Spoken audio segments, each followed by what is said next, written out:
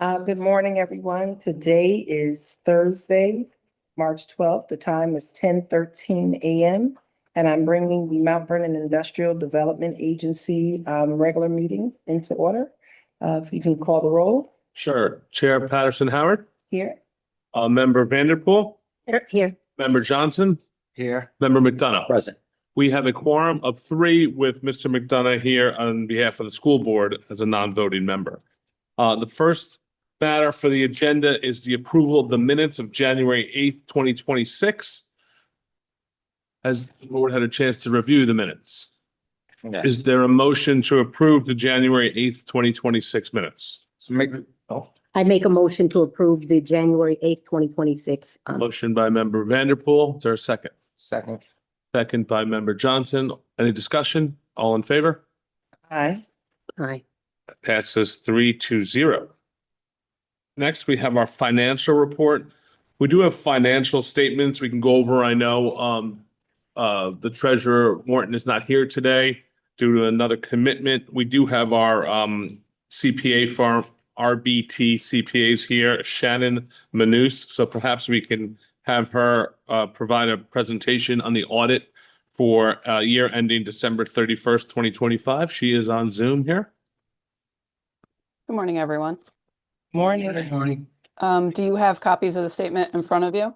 And would you like me to go page by page, or would you like a summary? Summary. Okay, perfect. So the IDA did receive a clean, unmodified opinion, which is the best opinion that you can have. There are no findings, be it internal control or compliance findings this year. There was a profit of $830,000 this year. Last year it was $820,000. So If you could just hold 1 second, Jahi, can you pin her so She's speaking. when she's speaking so that we can?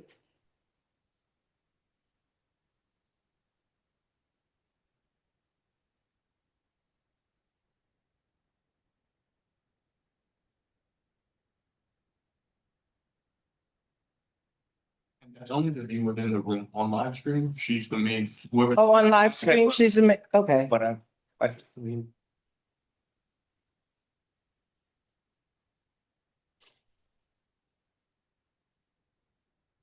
Okay, good. There you go. Thank you. Perfect. Thank you. okay, so cash is up about $860,000 this year, and that's a result of the increase in your net position for the year. The rest of your assets remain stable. You did have a decrease in your leases receivable, but that's just the annual amortization of the lease over its life. And your fixed assets had a decrease of $55,000. Again, that's just the annual depreciation. There was no change in assets for the current year. Your liabilities are only up about $49,000 for the current, and that's mainly due to the timing of the pilots due back to the other municipalities. And that's for 2 particular projects, Dominican Magic and Regent Hospitality. Overall, your expenses decreased about $300,000, and that's because last year there was a $248,000 expense for demolition. So overall, strong financial position for the past 2 years. No changes in disclosures. We did have to restate 2024, but that was to the positive because $11,000 was received in 2025. That was related to 2024, and it came in after we issued our audit. And then you'll have all your supplemental schedules behind, but for fiscal 2025, strong year for the IDA. In your review of the financials, were there any questions that anybody had in particular that you would like me to answer? Any questions in particular? Yep. I mean, thank you very much. As you stated, it is a clean audit. It is the highest level of opinion. And so that's a good thing. Yep. Thank you. You're We'll welcome. need a motion. I know it's down on the resolutions, but now that we're doing it, the presentations now, do you want to have a motion to accept the audit report as presented by our auditors? I make a motion to accept the the financial report. That is a motion by Member Johnson. Is there a second? Second. Member Vanderpool, any further discussion? None? All in favor? Aye. Great. Passes 3-0. Okay, thank you. Thank you. Have a good day. Bye-bye. Thank you. I know there's a financial statements have been submitted, summary and open balances, as well as cash positions. I think the cash position was just indicated by our auditor currently. The unpaid balances on some of the fees and some of the pilots will be earlier in the year, happens a lot. We will send the necessary letters out, have sent a few out. One, we will discuss an executive session after the meeting, the regular meeting, to go over one of the balances, which I think is a positive development. But generally, this happens earlier in the year. We need to get a few more administrative fees in and a few more pilot payments, but we'll send those letters out and get moving on that. It's good. Okay. We'll move on to, And penalty and fees will be applied, correct? absolutely. Thank you. Yes. Just wanted to make sure. We'll play slow, but you gonna pay. Yes. We now have old business. We have Ginsburg Development here. We have three representatives from Ginsburg to present on their letters that they've sent to you, their application that's pending before the IDA. Andy, you want to take it? Sure. Morning, members of the board. Thank you for having us on the agenda today. Thank you for this opportunity. We are excited about the facility the new facility that's coming in with Fun City. They are expected to open up in April. We have not received a press kit from them yet as to which day. And of course, they want to announce and have a bit of an opening, a ceremony and everything. But we are looking forward to that. We will notify this board through council as soon as we have a definitive date. And so we remain very much involved in that regard. We are seeking to replace one other tenant, and that is in the famous footwear analysis. That space right now, we are making some progress on that. We have a few which Doug will elaborate on. We have a few prospects and we'll let you know who they are. And of course, the face of retail is changing.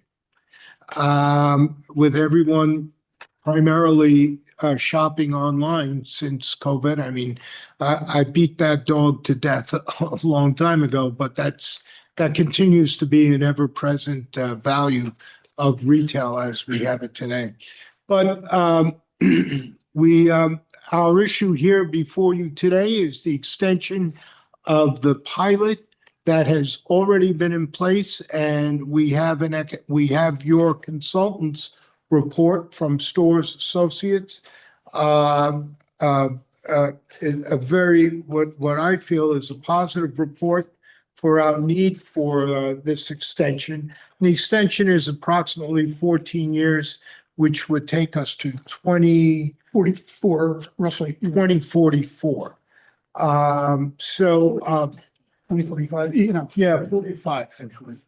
So I'll let Doug have a brief discussion on some of the prospects at Heritage House South, and we'll talk about Fun City in detail, and also one prospect to replace the famous footwear space. We've looked at all of the obvious retail possibilities for this 9,000 square foot space. We've gone to probably 50 or 60, Five Below, Ulta, all the usual players in the market.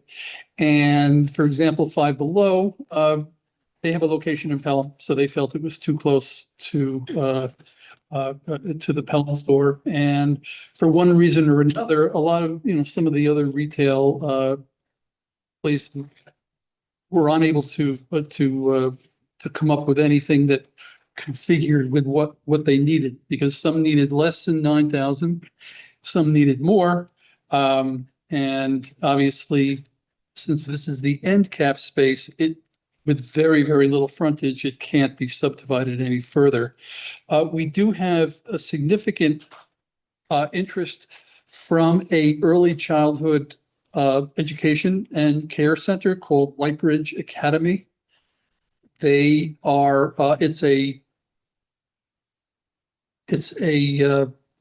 an entity that provides, I guess I would call it daycare on steroids. I mean, a lot different from when my kids were in, in pre-K and whatever. It takes in the full gamut of, education, STEM, focused, nutrition, yoga, the whole 9 yards. They opened up a location in Elmsford in the Robert Martin Park a couple of years ago, and this would be the same operator. It would involve fencing off a little bit of the area in the front, taking up a couple of parking spaces because they do need exterior play areas. So that would obviously be something that would have to be correctly designed and whatever, but we're not really there yet. They are the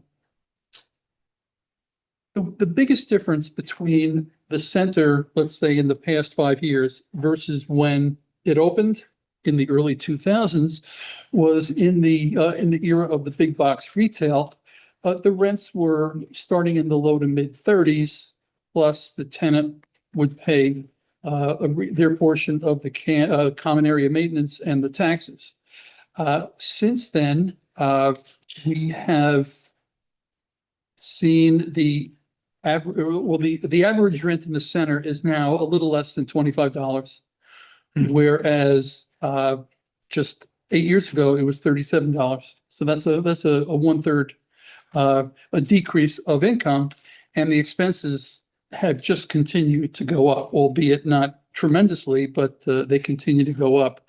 Lightbridge is a tenant that we think would fit in very well there. They do pay an above market rent of, in the mid $40 range, but the cost of that is that the landlord has to bear the full cost of their build out, which is about $200 per square foot.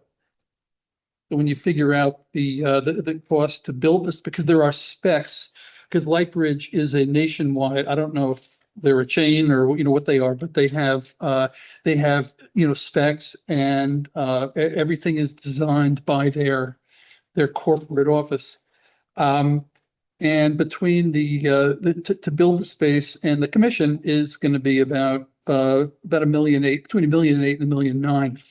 So, but for a 15-year lease, over the course of that 15-year lease, that $1.9 million does pencil out with the above market rent, which again, it was is the same rent structure that they are paying in the Robert Martin Park over in Elmsford.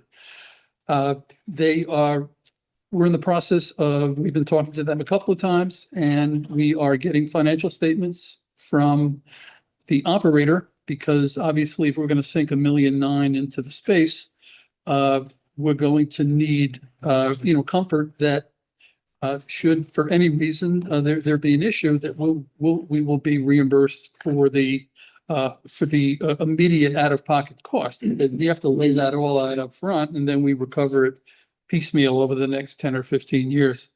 So that's kind of where we are. We're focusing in on Lightbridge because they are, I'm sure that you can go into, they have a very informative website about all the different services that they offer.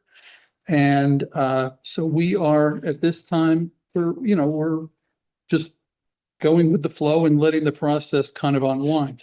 But, the bottom line is that, and I don't know if we had mentioned this in connection in a prior meeting, but all the original leases in the center had clauses in it that any new tenants that would go in there would have to be retail tenants.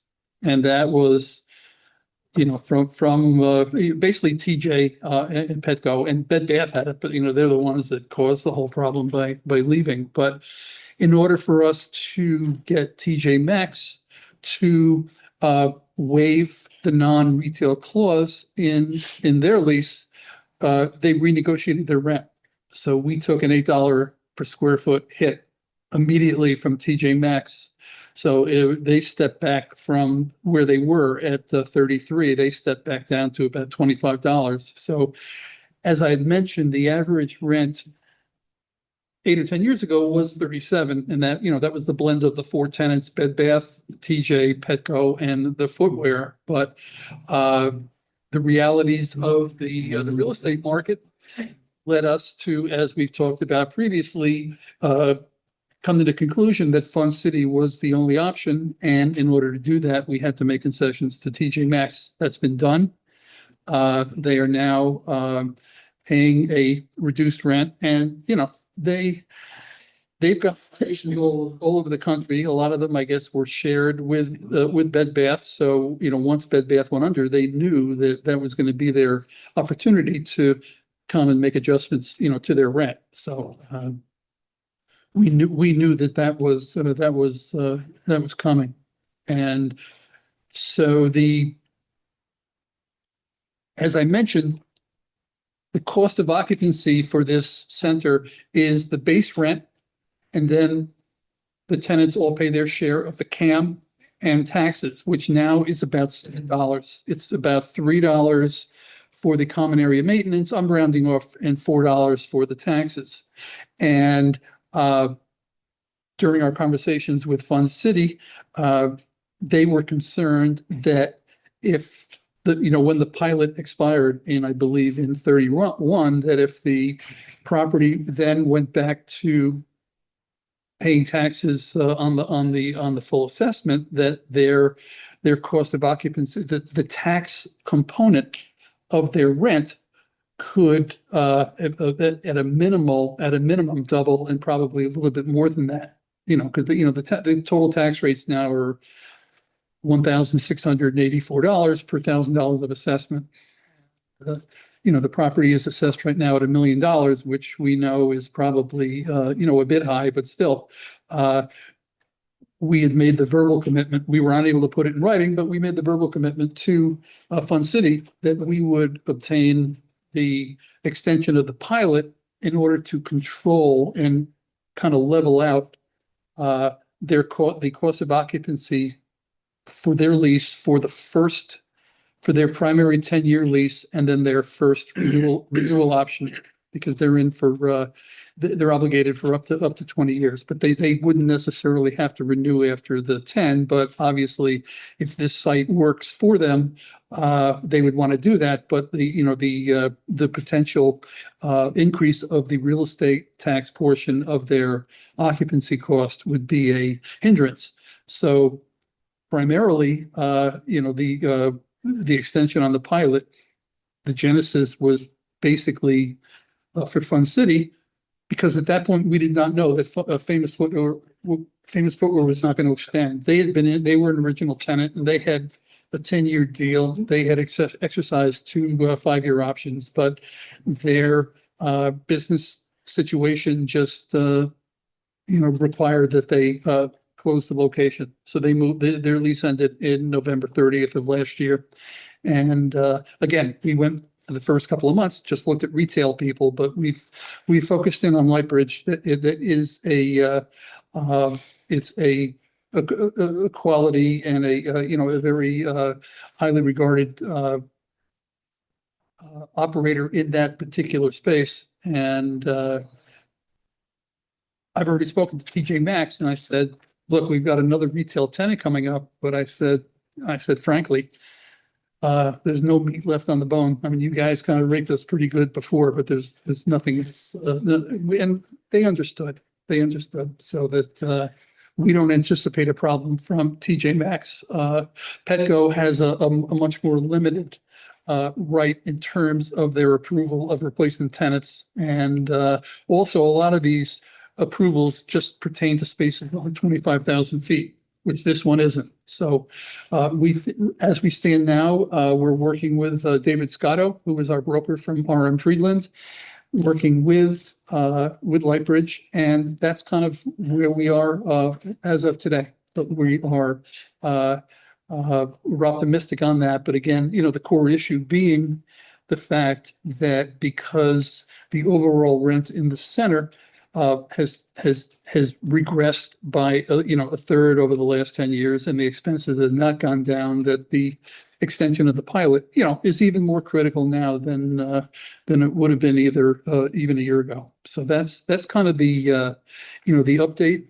We are in a holding pattern with our lender. We are now, based on the center as it stands now, we are in default of our mortgage because of the value of the center based on the current leases. If you appraise that, the value of the property is less than the amount of our mortgage. So we do have a situation that we're kind of dealing with on that end. And obviously once Fun City starts paying rent, which would be a month after they open, would be a big help. And if we can fill the end cap space, that would make it that would give us the ability to either refinance with the current lender or still pursue a sale of the property, which we had discussed with you when we were down here with Martin on December 16th. And he had said then, and he confirms the fact that if we decide to do that sale, it would not include the Best Buy property, because the hotel's the planning is still ongoing. So at this point, but again, we're here only to talk about the 500 East Sanford Boulevard property. So that's kind of the financial update as to where we are with the leasing and the financing, and we just hope to be able to report back to our lender and to Fun City that the pilot is on its way to being extended. Or somebody had mentioned to me that I guess they can't do extensions anymore, so they have to do a new 20-year plan. So I don't know mechanically how that goes, if it has to go beyond. I don't know if it would pick up where this current one leaves off or whatever. I don't know the logistics of it, but it's just more important than ever to ensure the financial viability of the center. I would just like to add that not a day goes by that we're not in touch and in contact with our bankers on this. They are, which is an international bank, and they're very concerned about how we wind up here, and we deal with them every day.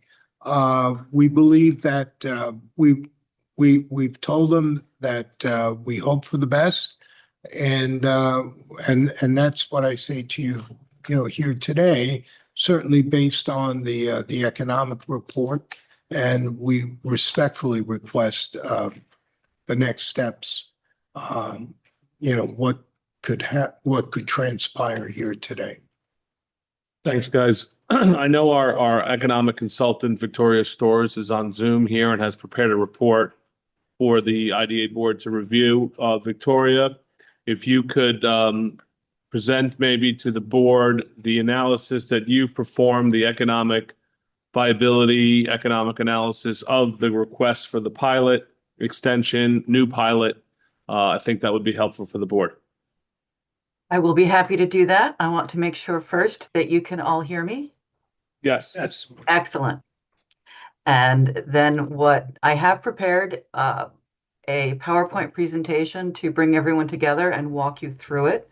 So the next thing, I'm going to make sure that I can actually share my screen. And can you confirm that you can see? Yes. yes. Excellent. Congratulations. So absolutely, at the request of the agency, I have prepared slides to guide that, walk you through the analysis that I performed And the reasons that my recommendation is that the IDA consider this request. And as I was putting this together, I realized that it's been a few years since I was initially brought on as a consultant with the IDA. And it's also been some time before I made any kind of presentation before you. And so what I would actually like to start with very briefly is an overview of the nature and purpose of the report that I do. And then we'll move into the actual report that's in front of you with some broader context around the kinds of things that the IDA asks me to look at, why they ask me to look at, and the process that underpins the creation of this report that we'll then discuss. So the services that the IDA asked for me to provide and are in my scope of work are basically about the analysis of a project that comes in with a request for assistance to provide an objective third-party analysis of proposed projects to support board decisions. The applicant pays the fixed cost of the analysis, but the work is done for the IDA controls the process, the IDA pays me with funds received from the applicant. And this is something that I can't stress enough, that my work is solely for the IDA. I work with a number of IDAs throughout the state and throughout Westchester County. The process and the format is customized for everyone. So there's always some things that are similar and some things that are very specific to the organization and the community I'm working with. We have all been through this process twice for 2 income restricted housing projects, which did in fact receive approval for financial assistance from the agency. In addition to the project by project work, I was an advisor and contributor when the agency updated its uniform tax exemption policy a few years ago.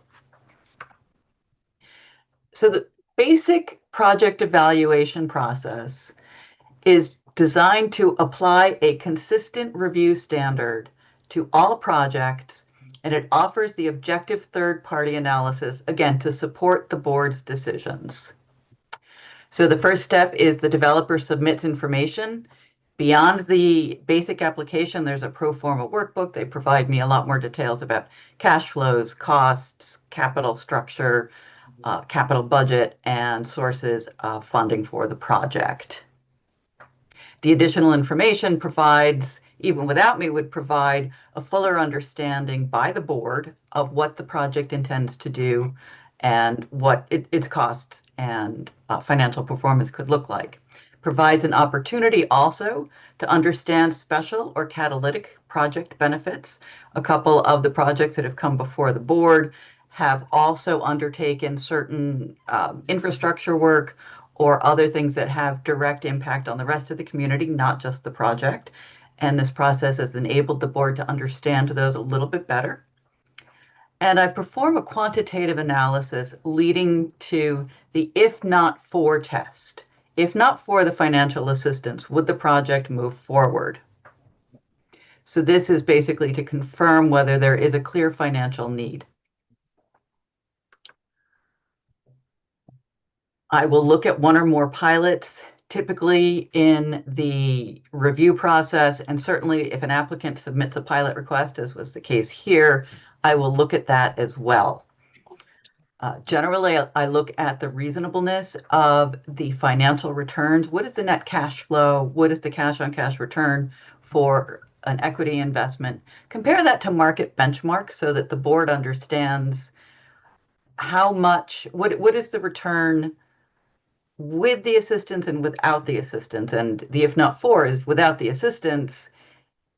If the returns are so low, for example, you'd make more money putting it in a bank savings account, then that tells you something very clear about the if not for test, that the project really merits a close look for assistance. I calculate benefit cost ratios that include not just the tax effects, but also sales tax benefits, and I look at the economic impact of the construction operations and for housing household spending. So those are in the analyses as well, the economic impacts within the city, and then the ripple effects that result from that, the on-site activity.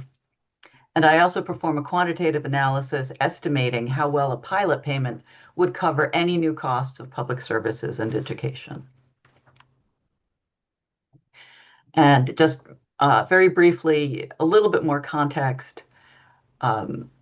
Some of the things that I do with other IDAs, that when I come before you, I'm always thinking, have I seen this before? How do other boards react? How similar is this? And I'm always happy to provide additional insight. So for example, in my 27 projects with Yonkers in the past 4 years, some of them have been pilot extensions. So it's not that unusual. It merits the same degree of care and consideration as a new pilot, which is what the agency this morning is looking at. I've done multi-phase real estate assessment analyses, very big catalytic projects. I look at the school enrollment and cost coverage, not just here, but across the river. And I've done standalone projects and special district formation. So it's development finance. Generally, all of this I bring to bear when I'm looking at a project for the agency.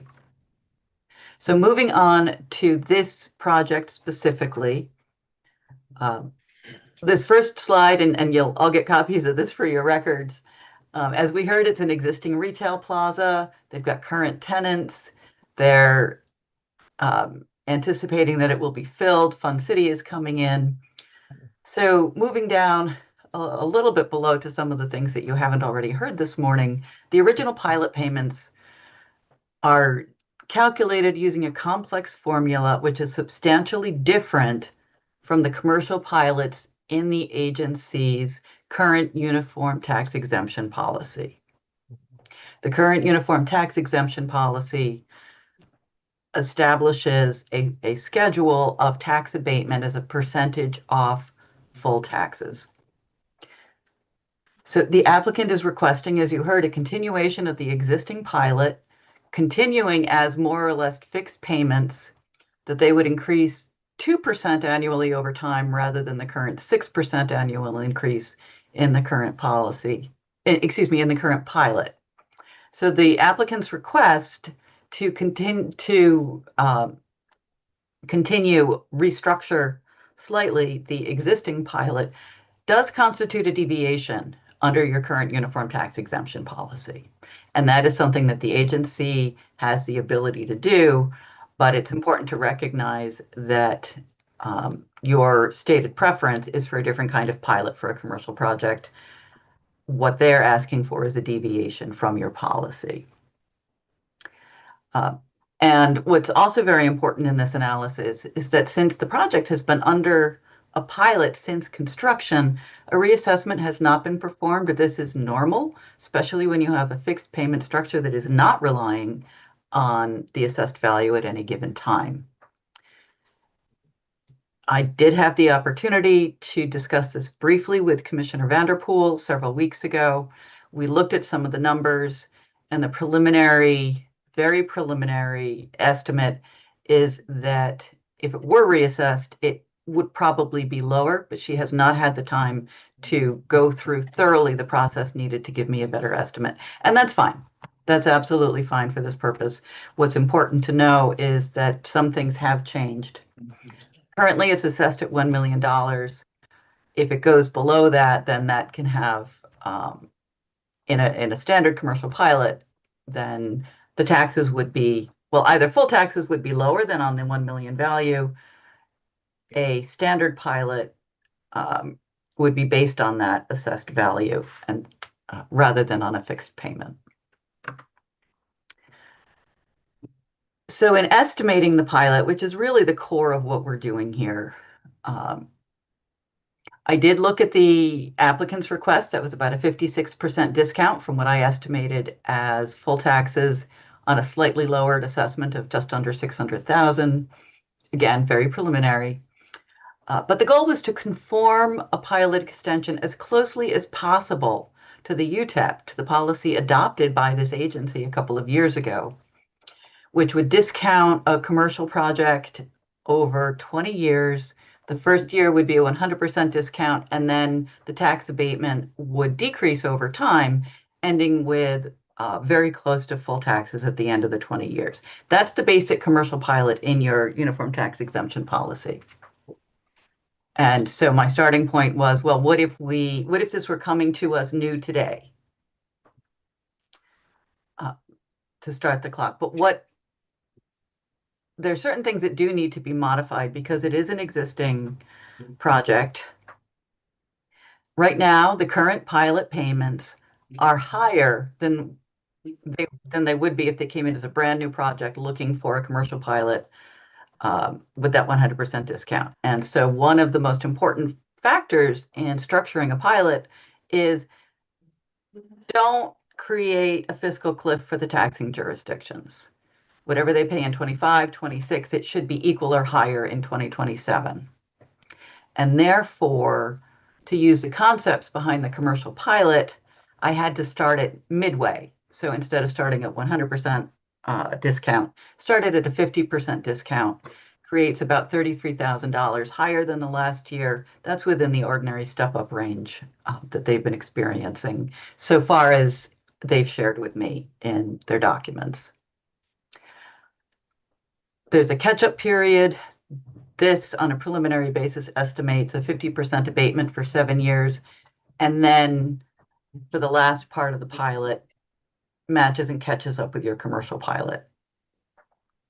So as I said, the clock for the modified pilot, the modified UTEP pilot that you're looking at starts in 2027. It includes the last 5 years of the existing pilot. And then on a preliminary basis, 15 years trying to get to mirror the structure of an ordinary commercial pilot. The extension slash revised pilot is therefore for 15 years, a combined 20 years under pilot from today. That's what's modeled in this report. An underlying assumption, as I mentioned, is an anticipation that the parcel would be reassessed before the end of the existing or at the end of the existing pilot, because an assessment would be necessary to calculate the pilot payments after that if a pilot were awarded. So the applicant's requested pilot extension would be a 52% abatement. Pardon, I said 56 before. 52% abatement. The modified commercial pilot structure that I used would result in a lower abatement of an estimated 41%. So there's just a couple more, and then I know there will be questions, and I will be happy to answer everything I can. So the next couple of slides have reproduced tables from the report itself. They are requesting just real property tax abatement. They're not looking for mortgage recording tax abatement or construction material sales tax abatement. So the total real property tax abatement that they are requesting with my pilot, with the using a modified commercial pilot, is $7.1 million discount to full taxes. And so that's about $2.5 million of assistance applicable to the city of Mount Vernon, and just over $4 million for the school district, and just under $5.5 million would be the portion of the county that was discounted or foregone. Yeah. The comparison of the financial performance, typically what I'm able to do is say, as I said, what's the cash on cash return? What's the internal rate of return? Because you can calculate that much more readily from a new project. Here, because this is retail, the driver, in my understanding, is can they continue to lease the spaces at a rent level when combined with the CAM expenses is sufficiently within the market that they can fill the space? Or are the costs to be there, the negotiated rent plus the CAM, which includes the real property taxes, become above market and the tenants decide that they need to go elsewhere? So that's a different analysis of what makes the facility feasible from what we've seen before. So the calculation that I made in determining whether or not it was reasonable for, or if it was valuable for the IDA to consider this, is how high would the rents need to go if there were no pilot? Because that's the thing that, to my understanding, is the business problem that the applicant could be expected to face. So the tenant costs at the end of the current pilot would be about 39.5 at the end. This is pilot extension, no pilot extension, because that's the same. The first year after the end of the pilot, estimated would jump on average from $41.05 to $46.10. So with the pilot, it would go from 39 to 41 rather than 39 to 46. The cost increase per square foot when the pilot ends on this estimated assessment is $1.30 if the pilot is extended, and $6.35 per square foot if they return to full taxes. So the crux of the matter in my analysis is it a 3.27% increase in costs that year, or a close to 16%, 15.97% increase in costs this year? This is what I've been able to measure based on the information that the applicant has provided. So these results assume that if no pilot extension is awarded, the applicant makes some choices. And I don't know what choice they would make. I'm simply laying out an analysis of two possible choices that they could make. They could increase the costs, that's the no pilot extension, to on average $46 per square foot, that 15.97% increase, and continue the structure where the real property taxes are passed along to the tenants. That may risk tenants leaving. I'm not a retail expert, but that risk is there. I simply can't tell you how likely it is. Alternately, the applicant could decide to hold the rent levels where they are right now, mitigate that cost increase by absorbing itself, having the owner entity pay the increase in the incremental taxes, rather than passing it along to the tenant. So that theoretically could make the tenants happy, but it would significantly increase the annual expenses to the project if the operator chose to take on the cost of the real estate taxes. Then the net income goes negative, and they're in a situation, if that is what happens, where they could be losing money on an annual basis. And where we really see that happen is, and I did not know about the technical status of the mortgage, but I did sense that this project has very heavy debt for its income. So the market value, if there's negative income, decreases, and they pay off the mortgage, and it's a difficult position to be in. But again, I'm not a retail expert. What I've done here is I have identified a couple of choices that the applicant could be making depending on what their costs are at the end of 5 years. Very quickly, benefit cost ratio, even with the pilot, is actually, it's quite good, $2.65 for every dollar of financial assistance in the city, and $10.8 million of net new tax revenue versus the project closing. So the net fiscal benefit is approximately $4.2 million for the city and just under $6.6 million for the school district. So this is a little bit clearer explanation of where those retail cost per square foot could go if the assessed value estimate that I've made is reasonable to what it could be at the end of 5 years. This is showing the tenant cost per square foot from the 39 to the 46, that 15.9% jump. And then over time, it flattens out. So it becomes a one-time, plateaus higher. By contrast, this is a clearer explanation. If the modified commercial pilot that I've structured is adopted, then in that year 6, it's only a 3.27% increase in the tenant costs, which isn't too far off where they've been in the past. And the last slide addresses the public service costs. When we're looking at housing, this is an essential analysis. There's a lot of discussion about it.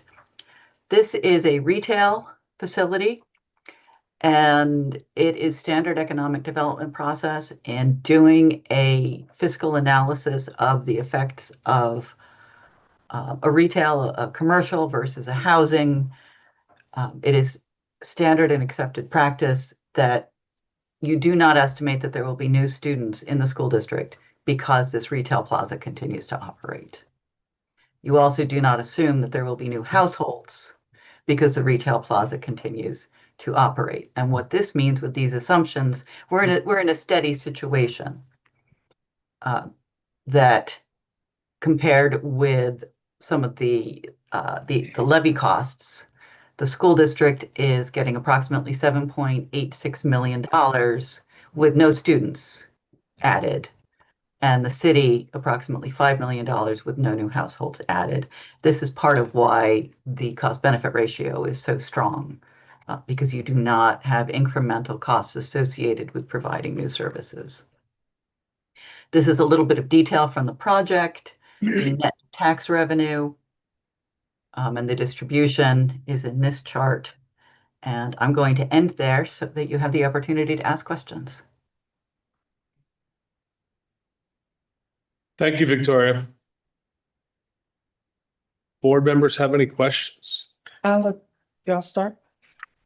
Oh, hi, thanks. I guess the first question I have, Ms. Soares, is about that benefit cost ratio. I guess I don't understand why in the analysis you use as your numerator without a pilot. Like I think the numerator should be the pilot against the abatement. If you do that, because the way you set it up, you can never lose. You never get below 1 in that, right? If you No. basically compare in the numerator the unabated taxes versus the abatement, that overestimates what the benefit is. Because it's sort of common sense reading is the school district doesn't get a benefit of $2.64 for every dollar abated. It's really more like 64 cents that we get, right? It's like $1.64. So that's my first question. And I'm happy to go to an independent economist and talk about that, because my understanding is that that is not the way that you would estimate the benefit cost out of the gate. That's the first thing. The second thing, it's true that no students are added, but it's not true to treat it as a fee-for-service program, which often happens here. So school district costs are a common good, right? It's not just about, oh, there's no new students, so it doesn't do any damage. There are incremental costs to the school district that we all bear. It's a common good, sort of like police and fire, right? Fire is not a fee for service. We don't just require the people whose house burns down to pay for fire, or people who get robbed to pay for police. We all pay for it. So when school taxes are abated by a commercial, a retail enterprise or any other enterprise, the rest of us have to make up those incremental costs over time, right? So I think that's important to keep in mind.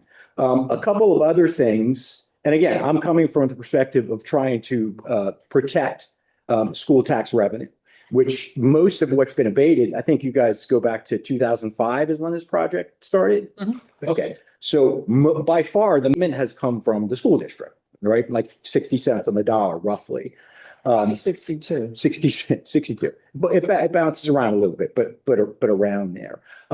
In the letter that you guys wrote, you talked about being underwater, right? Which we've talked about here, and that retail is dying. So I guess I'm struggling to see what the return is for us as a school district on this. If retail is dying And, we know there's another Target that opened up at Cross County. If retail is dying and you guys are underwater on this, are we just bailing you out? Is that what we're doing? And if we're bailing you out, is it just to give the appearance that we have economic development going on? Because the numbers don't bear out. I mean, if they do, then what we should do is do a benefit cost analysis of the pilot over the last 20 years to see. And I think otherwise, all we're doing is working with counterfactuals and theory. We should do that, I would think, Ms. Sword, right? Let's look and see what we got in exchange for the massive amount of taxes that we abated from 2005 to present. I know the last 10 years, but I don't know the 2005 through 2015. We should look at that and then make a decision if it looks like, wow, this has been a real home run for us economically. I don't think it has, because I've looked at sales tax data in the city, and it really has been flat for the last few years. So that doesn't suggest that you're hitting the ball out of the park with it, and you wouldn't be underwater everywhere, right? If you guys were really, really killing it there and your business was booming, well, we'd all part ways happily. We'd say, hey, look, the pilot worked. It did what it was supposed to do. Right? The idea of a pilot it's not supposed to be an evergreen that lasts forever. I mean, is there a scenario in which you don't need a tax, and this is not a little, this is a big tax abatement. If there is, I'd like to see that scenario. And again, I want to see a benefit cost analysis of the performance of this pilot, what we as a community and as a school district got in exchange for the large tax abatements over the life of the pilot to date. Thanks. Mayor, with your permission, I will address for the board's education why the benefit cost is set up this way. The rest of Mr. McDonough's comments, very clearly are for policy for you to discuss, but I'd be happy to address why the calculations are made the way they're made. Okay, please do. So I talked earlier about conducting the if not for test. And the if not for test is basically if there is no support, if this project isn't built, back up. If not for some degree of assistance, the project wouldn't be built at all. And that's essential to an analysis of a tax abatement. There is no scenario that it's false to say, well, it will be built without it, and therefore, without any pilot, we know we're going to get this $17 million of taxes over the next 20 years. The answer is, if not for, the project isn't going to be built at all, and instead of looking at 17 million, you're talking, $1 million, 2 million, really just the property taxes on the value of the land, because the project isn't there.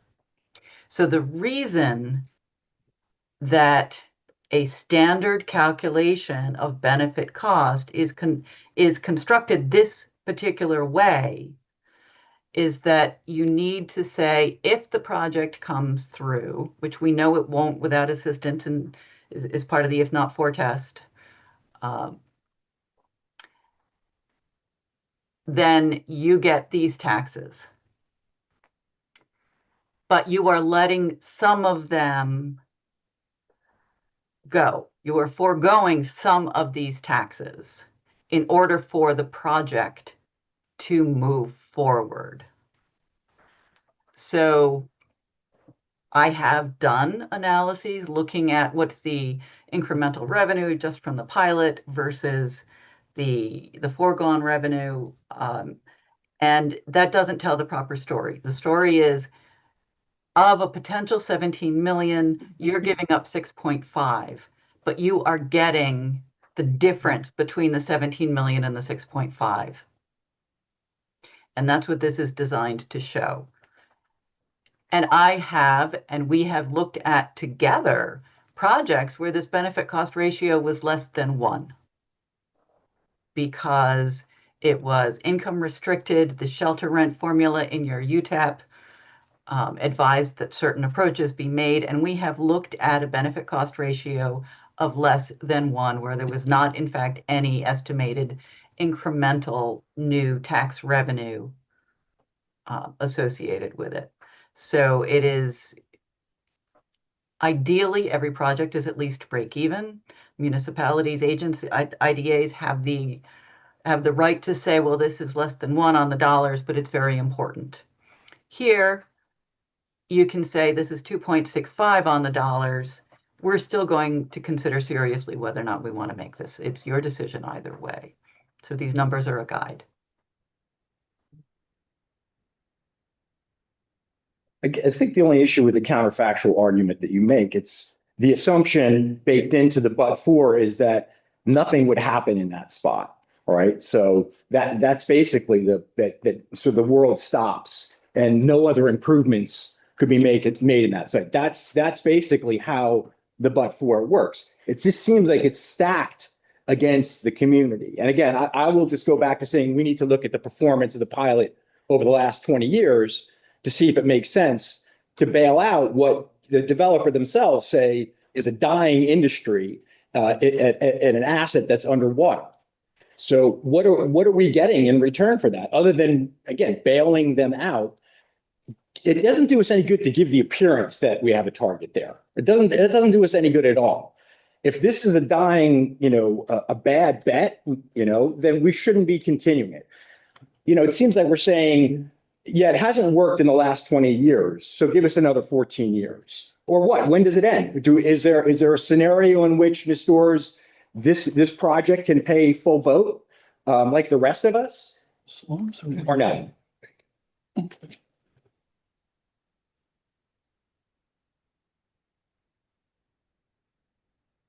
Just to, The estimated pilot, the modified commercial UTAP that I've estimated here brings it up to full taxes at the end of the pilot. That is the intent that was in the agency's mind when it redid its uniform tax exemption policy, because the goal was to have the ability to award a commercial pilot that within the 20 years, it would be successful without the financial assistance, and that the financial assistance would be temporary.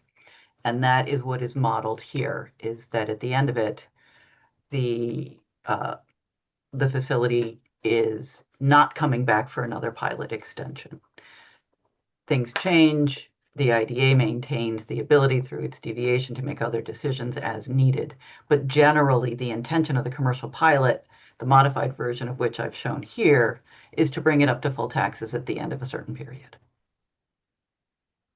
Can we show, if you can, show us that the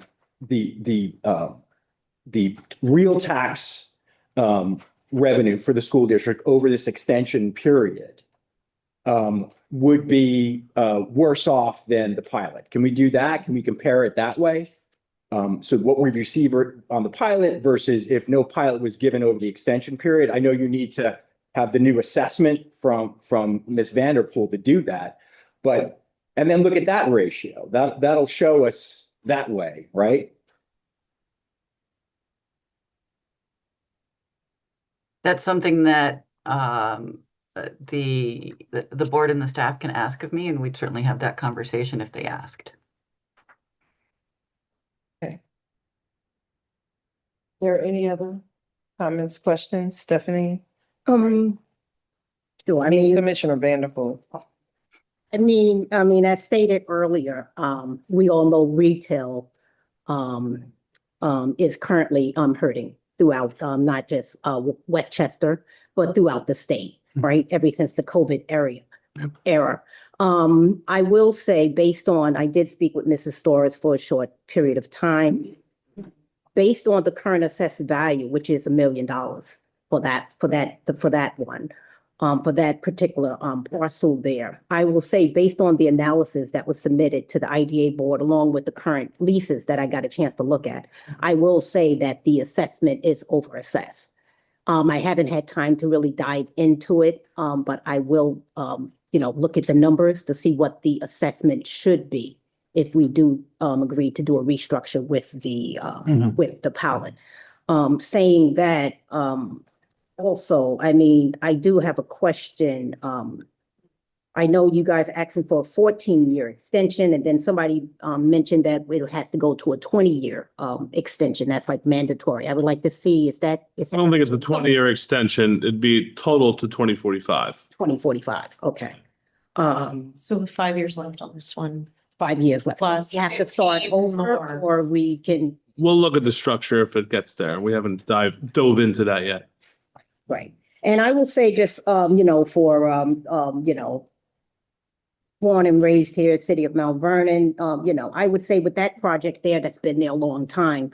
I remember when it was being, built, we had a lot of, took us a long time to get it built. Yeah. That was under the Davis administration, because we had a lot of, pushback from the other surrounding communities. Lawsuits? Yes, and losses. Yeah. And it was- I mean, it was just one after Yeah. another. So, and you guys, you stuck in there, boots on the ground, and Yep. you went through the, the ups and the downs.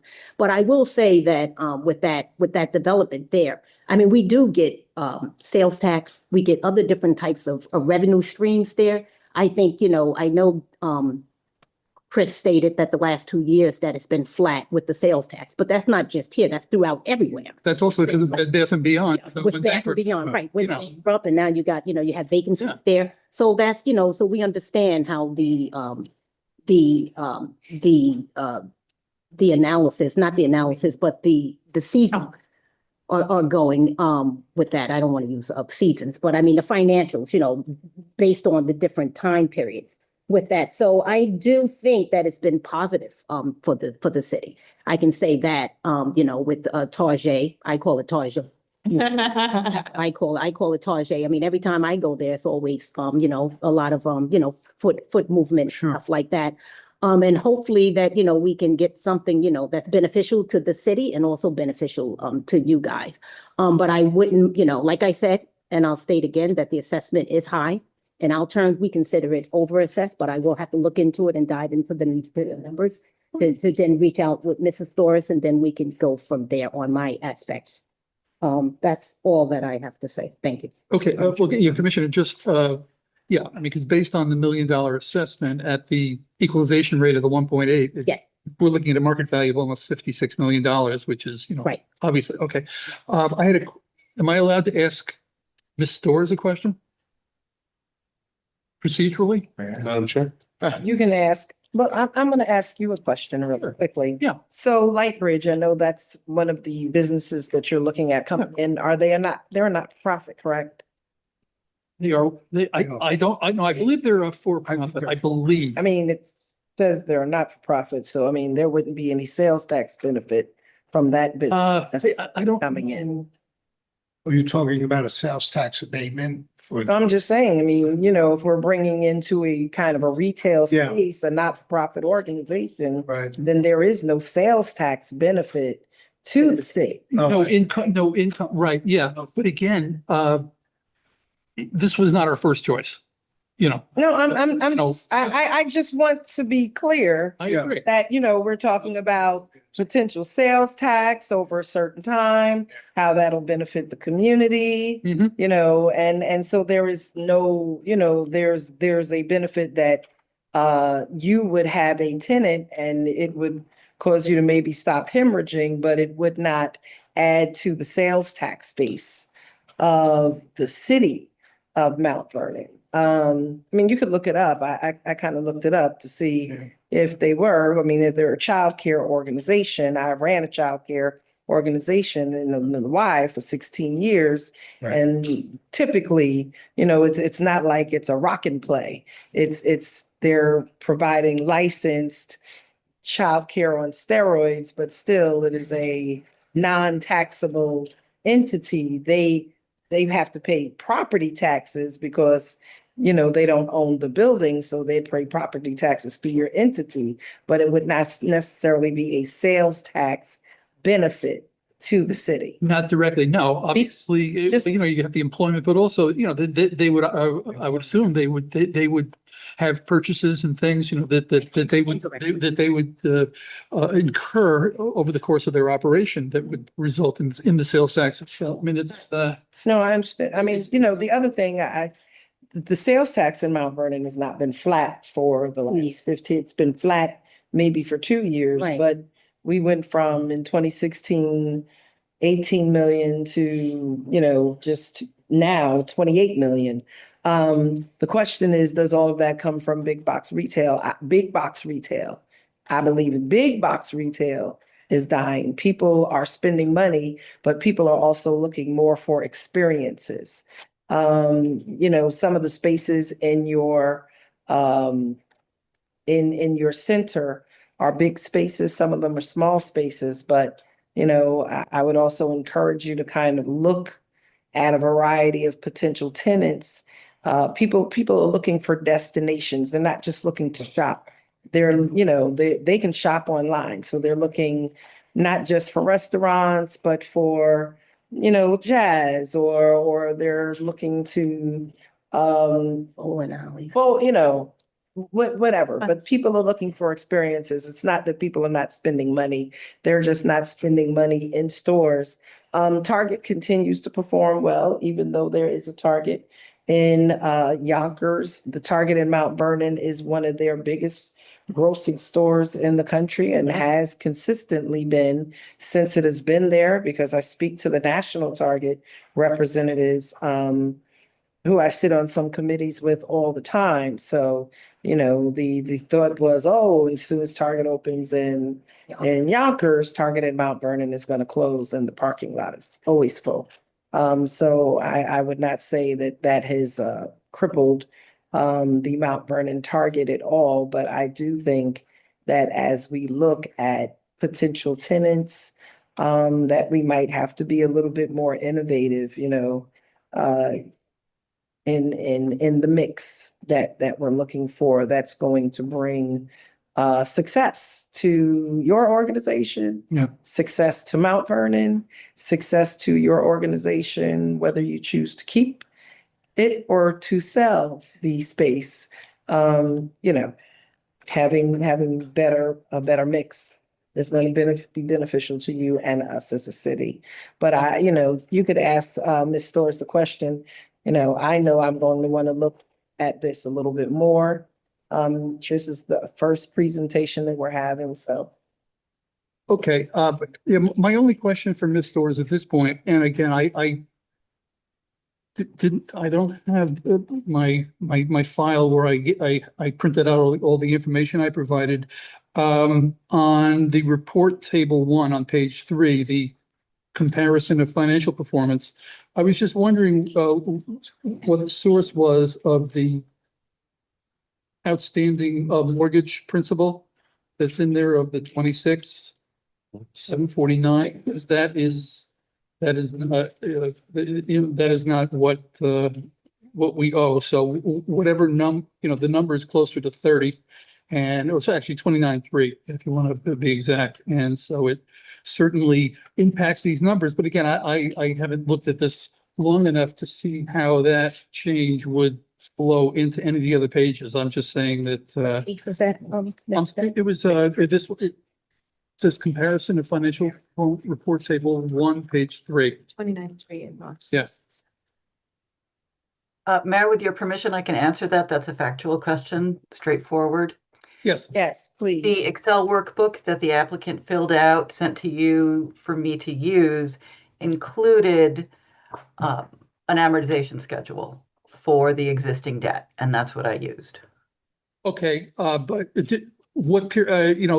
again, we haven't amortized that loan, I mean, for a couple of years. So I'd have to look at that again and just make sure, see exactly what conclusions, whatever, just led to that number. Because I would recommend that you look at not the end of the loan, but 5 years out. And you should see that principal outstanding. Okay. So you're saying if we did a refinance, okay, I understand. So this is more just a projection. It has nothing to do with when it says principal outstanding. After okay. But again, the long and short of it is that we haven't advertised in 3 or 4 years, and as long as depending on what happens with this lender, I don't know I can't predict what's going to happen. So, okay, I understand that now. That's a forward looking. Okay. Yeah, I understand. I was using the information that you gave me. Certainly things change, but this is what you provided. Okay. Did you have what did you have in there for the shoe store? Because I think when we did this, I don't remember, when did we provide this to you? Would that have been I think Christmas on some time. of these details, maybe we can talk offline with Victoria if you have questions. I don't know, going back and forth on Okay, yeah, no, which is fine. detailed numbers that have not been presented, maybe Okay. counterintuitive to the process here. Okay, fine. Okay, then Thought. that was my one big question. Okay. Mayor, could I ask one more question? Sure. Thank you. So Target also has a pilot? You'd have to ask them. I don't You have know. to ask them, they're a separate condo. This That's is the condo project. Right, so this is the Heritage. You're the property owner and Target is a tenant. They have their separate they are a separate condo. It's a 2-unit condo. We own, I see. Okay. Target owns. Okay. Yeah, jointly own the garage. Okay. So, and like, for example, their assessment's only, I think, $500,000. 550, I think. Five. There, so, yeah, so, but again, immaterial for now. Thank you very much. Thanks. You guys don't have to stay for the rest of the meeting unless you want to. So we'll connect. Yeah. Thank you. Okay. Thank you all. I will Thank you. Thank you, Victoria. Thank you, Thank Victoria. Thanks, Thank you, Mr. Mayor.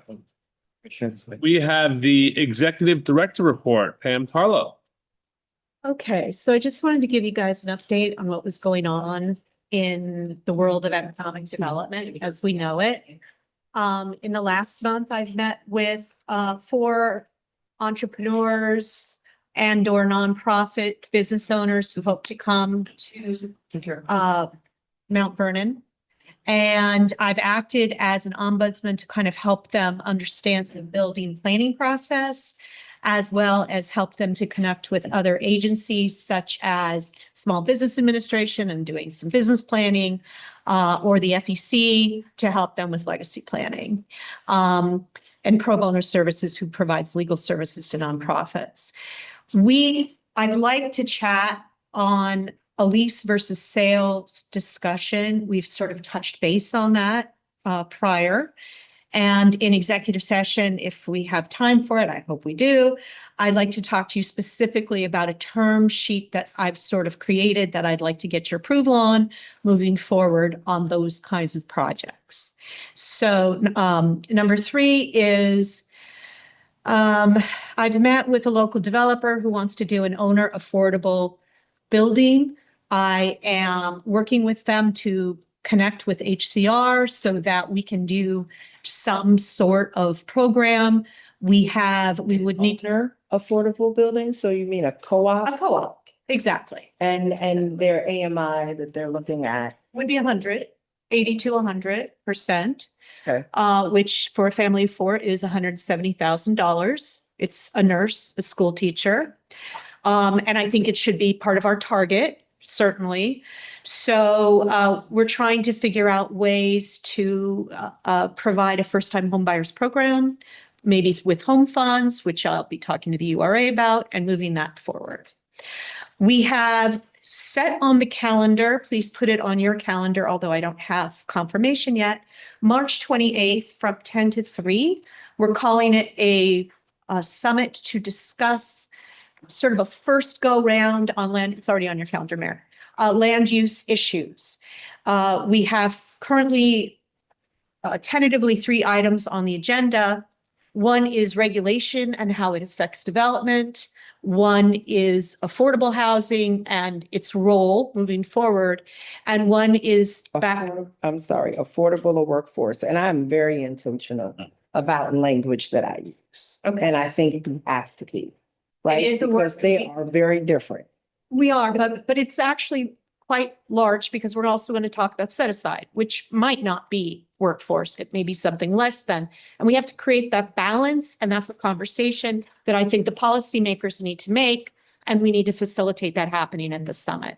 And at that summit, we're looking for, our elected school district, Yes. land use boards, this is an inclusive. The last time we did a summit like this was in 2016 when I was planning commissioner. And it was a good conversation and it's a conversation that was never picked back up again, right? Because we as a city, as a collective city, where, the school district owns properties, the city owns properties, all of these things impact each other. We have to be in the room and on the same page. We have a comprehensive plan now. We are going towards our zoning ordinance. But if we don't have a base ground playing field on how we want to move forward, we'll just continue to be stagnant and not move, and not move forward, right? So the land use summit is important. I'm hoping, right, that March 28th is gonna give people enough time. May It not. May not, May not. but I think in It's a Saturday at the work. 10 to 3. 10 to 3. 10 to 3. And if, But in theory, the I don't have date one may for- not work, but the concept is critical. that's, The concept is critical. The real estate committee, everyone. All the boards. And we would have All of, it would be for all of them. I will bring in outsiders to explain how they handled it in their particular jurisdictions, or organizations. And you can ask questions, and then there'll be time for us to talk about whether we are inclined one way or another so that I can move forward. For example, we talk about doing a P3, but there's policy direction that needs to be determined before that. And some of it will be part of this discussion. And just also, Chris, one of the things that we've talked about is leasing versus selling. That's So the the big school one. district, that might be an important conversation for y'all to be in part of, because you have 3 buildings right now that, they're already kind of obligated into bonds and things of that nature. And so what do you do with those properties? Or do you look to do a long-term land lease? Do you look to sell? So, we wanted to do something that was going to benefit all of these public entities and how we look to move forward. Will we get, Madam Mayor, we get any continued education credit for this? Not the first one, Oh. but after this one, I will be Okay. pursuing that. And I hope to do these about every 2 or 3 months. Topic you're interested in, you come. Sure. The first one, I think it would be great if everybody could come. I'd like for the mayor to be The mandatory. Yeah. But after that, you'll pick and choose because one will maybe targeted more toward land use boards. One may be more about taxes, whatever. So as we move forward. But we as a community have to develop our knowledge base, and then we have to Yes. develop our strategy.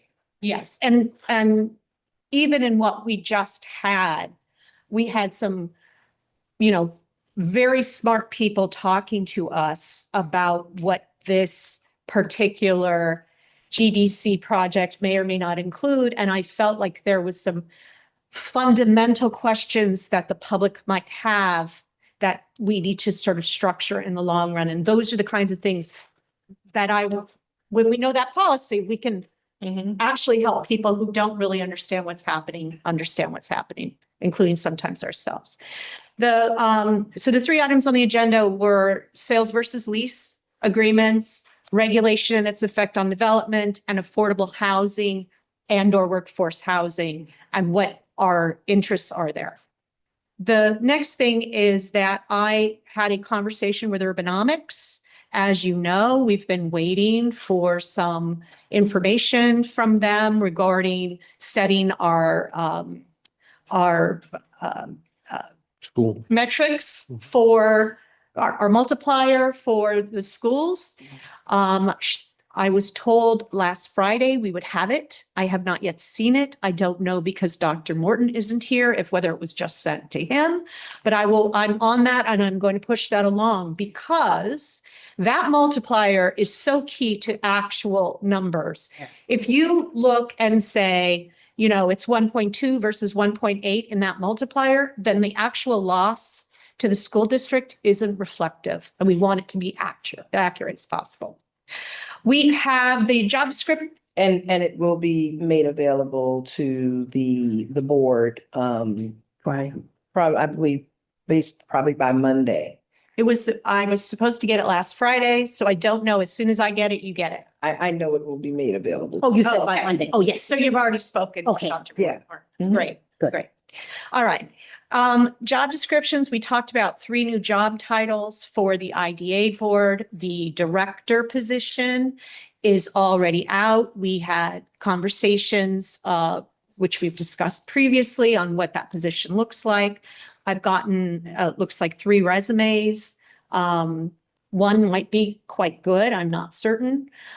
We also are going to want to do a business retention specialist or whatever we title it. And the other one, what I'd like to do is we have a land use board secretary, and I'd like to make this one a secretary to the IDA and the URA, and let the URA, if I can talk to them and find out if they're interested in kicking them some amount of funding so that it's not all on the IDA. If that's okay with you, I'm going to pursue that moving forward. We have an innovation grant, which was about $996,000. It was to actually try to get our current properties that are city owned out the door for economic development purposes.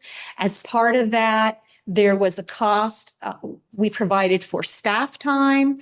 I have found a part-time person that I would eventually like to bring in to work on the innovation grant, to get the grant money situated in terms of the applications. And that would include about 4 or 5 properties on 4th and a couple more as well. So I'm moving ahead on that so that we can actually create some compliance process by going through these small infills so we can do some of the larger projects down the line with some real compliance criteria. We had an issue this last week with FOIL requests. It turns out that FOIL requests for the IDA and potentially the URA don't necessarily end up with the IDA and the URA. Both Attorney Johnson and I have talked, and all IDA and URA FOIL requests will be ending up going to our attorney, and then they'll distribute to No. They will be going to the FOIL officer. the FOIL officer. Sorry, excuse me, you're completely correct. Because we're not spending hundreds of thousands of dollars on FOIL requests, No, and that's often the many point. which are respectfully just nuisance, Yes, and that's kind of the point. right? One, Period. we need to have a centralized function Right. because some of our City's not gonna. residents don't know where to send their requests to the IDA and the URA, but they are separate agencies. And so we're going to be working through a Yeah, well, policy and procedure for that process. And last, we have been putting on the website per meeting documents. I got a request from one of the board members to ask for old pilots and that kind of stuff on the website as well. I have not done that. I don't know what's on there and what's not on there. Frankly, I find it very hard to maneuver through our website, to be frank. But if you would like me to put all previous active pilots on the website as opposed to requiring a FOIL, I am happy to do so. I just need you guys to tell me that you would like me to pursue that. I mean, it's public information, I have no for problem. sure. well, the more information we have on the website and available, the less we have. Spend the FOIL. While we've been sitting in this meeting, there was an email from someone who said, I don't know how to get into the meeting. I think this is It's not a getting into the meeting. This is not a public comment meeting. This meeting is live on social media. It is live on YouTube. So you don't even have to have a social media account. That information is out there in public. It right? is. And so people need to understand the IDA meeting and the URA meeting are not like a city council meeting or a public hearing where you get to come and have 2 to 3 minutes or sit within the Zoom. It is visible. To that end, Or they can come and to sit. that end, Exception. we have just spoken at the But the beginning before this meeting started. I'm With the sorry. exception of public hearings. That we have, Absolutely. when required. We have just had a conversation before this meeting began about creating a way to get into the meeting that is easier. And we're going to be working on that. But again, that's very different, right? There is the Zoom, people don't have to be in the That's Hollywood Squares correct. meeting. They have to have access to see the meeting. And that does not require a panelist versus attendee situation. That's more webinar. And if we're going to be involved in some way, or we're going to be communicating back and forth with them. It being in social media, it being accessible on the website, and it being on YouTube satisfies the requirement as opposed to a Zoom link. Right? This is not like a city council meeting. So people have to have the ability to view it in real time, and they do. If a person can use a Zoom link, then they can use a YouTube link. This Respectfully. and I do believe Mhm. that if we could put something up on the website that says, if you would like to view this meeting and have a little narrative blurb, that this is where you click for this is where you click for that. And I'm going to work with John on that, because I believe that that's the problem. We have people who are of a different generation who often are trying to figure out, and frankly, I have struggled myself, not just here, but for my city, to find information. So I think it's a very real thing, and I don't want to reduce it. I just want to find a way to make it so that everyone's getting all information. But I just wanted to make sure that we're clear on a compliance and accessibility level. When We it are comes to compliant. open meetings law, we are compliant. We are, But not and for easy. those who are of a different generation or of my generation or Gen A, we also offer free classes at the Where's- library, at the Dole Center for people who are not technology savvy. But again, like I said, if you could access a Zoom link, you can access a YouTube link at the same time, right? So whether it's your phone or your computer, so it's right. yes, You yes. just have to make sure it's easy to Figure out. hit. Yes, so I did want to mention that we are going to try to do that, and any comments you have. I think the development of this website, simplicity is best. One click should get you where you need to go. We've been tracking this by meeting date, so the agenda, the minutes for the previous meeting, we just list that. That's how we've been doing it. The URA does it different. It puts agendas in a different category than it puts minutes. If that is the preference, please let me know. I think just doing the minutes, making it simple, because frankly, the complexity of the IDA meeting requires perhaps that sort of larger scale look. So that's all I had. Go ahead. All right, next matter, we have a final resolution, which is the payment of invoices.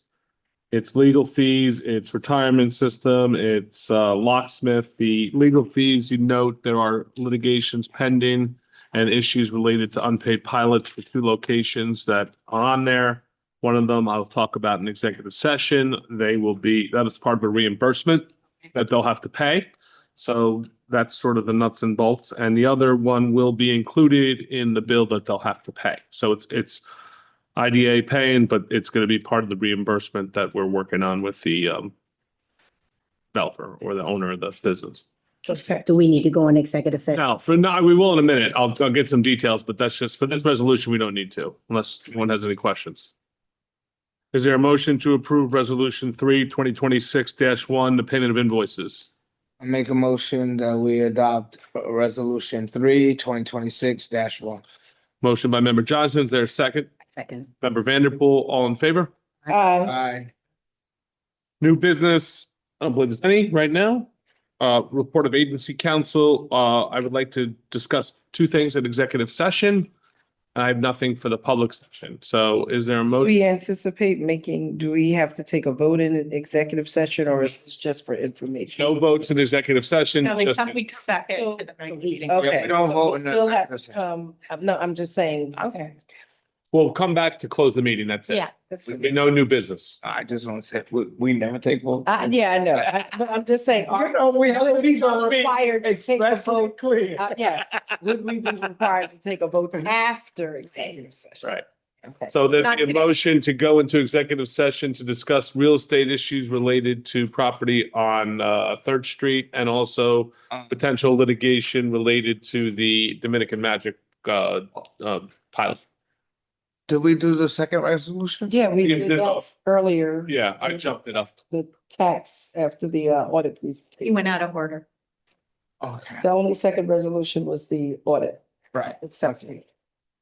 Is there a motion for executive session on those issues? I make a motion to go into executive session to discuss real estate negotiations and a litigation matter.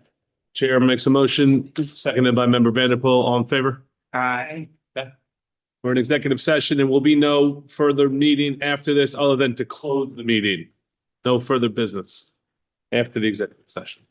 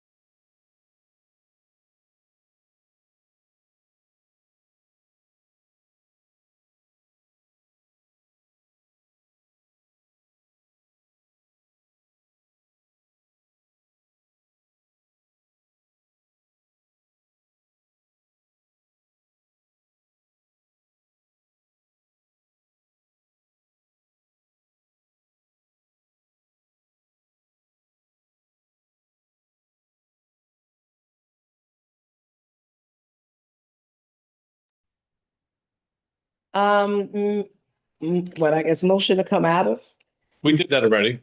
executive. Executive session. We yes. did that, also. So we're out of executive session. We basically discussed, as I stated, real estate negotiation and a litigation matter. There is no vote to be taken, and I'm asking for a motion to close this meeting. Make a motion to close this IDA meeting. I second it. All in favor?